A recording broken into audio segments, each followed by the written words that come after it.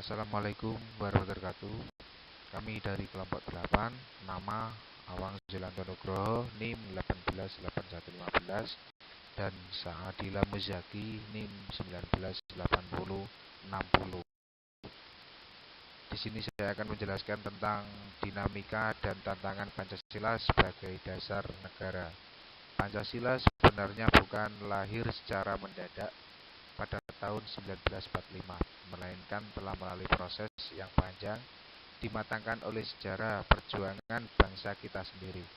Melihat pengalaman bangsa-bangsa lain, diilhami oleh ide-ide besar dunia dengan tetap berakar pada kepribadian dan ide besar bangsa kita sendiri. Menurut Presiden Soeharto,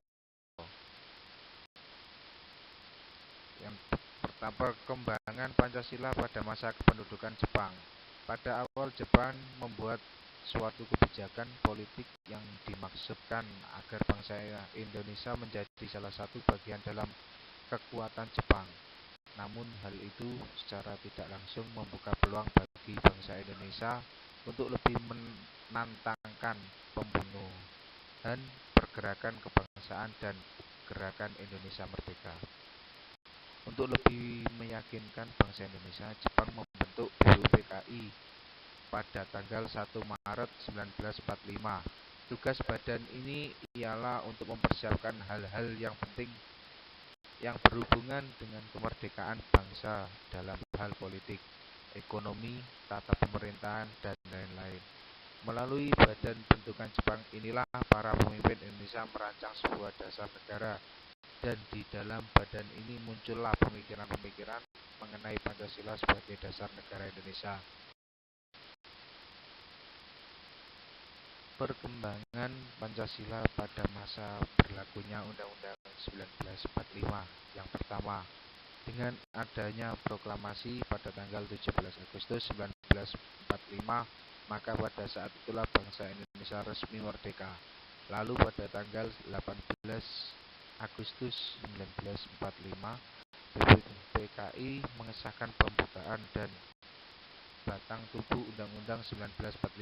Dengan demikian, maka Pancasila yang dalam artian 5 dasar negara resmi menjadi dasar negara Republik Indonesia. Selanjutnya, perkembangan Pancasila selama periode berlakunya Konstitusi RIS. Pada masa Republik Indonesia Serikat RIS, kedudukan Pancasila tidak dapat ditetapkan sebagai dasar negara yang tunggal, meskipun nama Pancasila tidak dapat di dalam pembukaan Konstitusi Republik Indonesia Serikat RIS.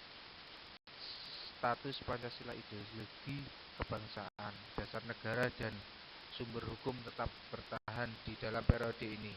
Bahkan perkembangan atau pemikiran mengenai Pancasila menunjukkan suatu kemajuan ke dalam masyarakat akademis. Perkembangan Pancasila selama masa berlakunya Undang-Undang Dasar 1945, pemikiran tentang 5 dasar negara terdapat dalam Mukadimah Undang-Undang Dasar sementara Undang-Undang Dasar 1950. Namun seperti hal dengan Undang-Undang 1945 maupun Konstitusi RIS, nama Pancasila dalam Undang-Undang Dasar 1950 juga tidak tercantum. Meskipun demikian, terdapat bahwa 5 dasar negara itulah adalah Pancasila dalam periode ini sudah semakin berkembang. Perumusan mengenai dasar negara tetap mencerminkan pemikiran ideologi kebangsaan. Dengan demikian, status Pancasila sebagai dasar negara dan ideologi nasional tetap berkelanjutan. Oke, selanjutnya yaitu perkembangan Pancasila selama Orde Lama.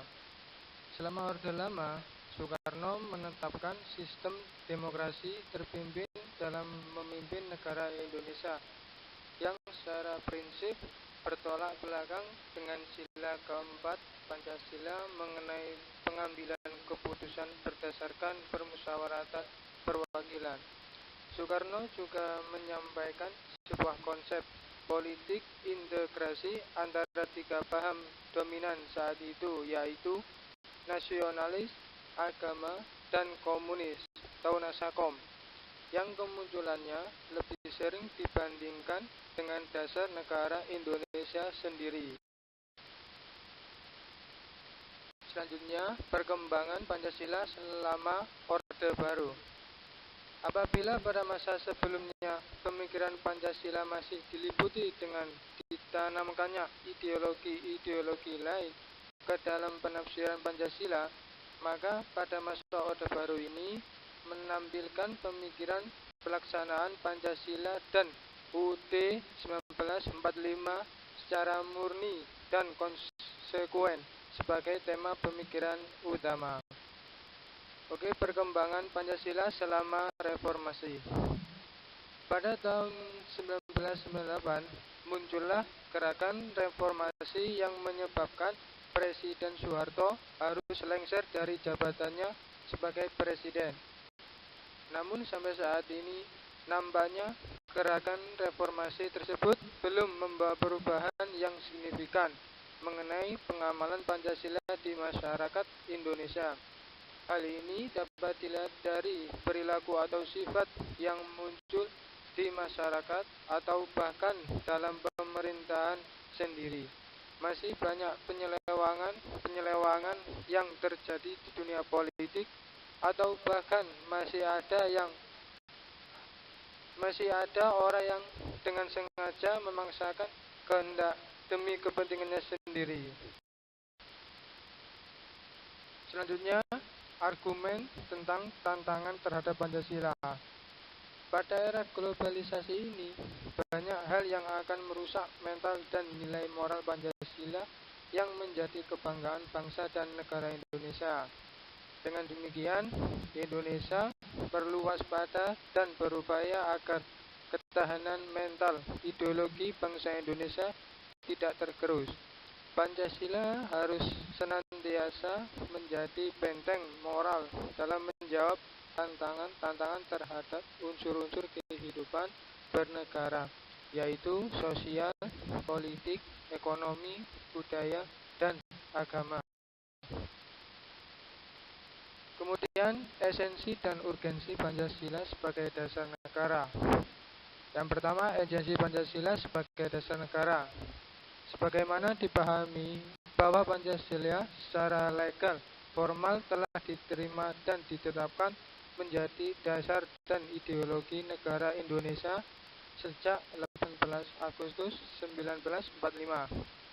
Penerimaan Pancasila sebagai dasar negara merupakan milik bersama, akan memudahkan semua stakeholder bangsa dalam membangun negara berdasarkan prinsip-prinsip konstitusional.